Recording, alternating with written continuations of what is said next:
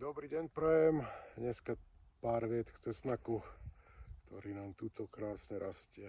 Takže poďte sa pozrieť, čo stvárame. Takže takto nám krásne poschádzal cesnačík. Len tu máme prísušok, ako môžete vidieť. A zároveň nám tuto začínajú raz takíto fešáci, čo je optimálny čas na to, aby sme im ich plány zrušili. No, na to použijeme tento stroj. Že tuto je chvastovník, jedna skvelá vec poľského priemyslu, takzvaná po slovensky prútová bránka, ktorá nám pekne ten prísušok takto otvorí. Musí sa ísť brutálne pomaly, lebo toto nemá cesnak rád.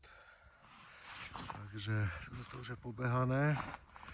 Takže na prvýkrát veľmi pomalá jazda, takže poďte sa pozrieť, ako to robí. Bardzo fajne.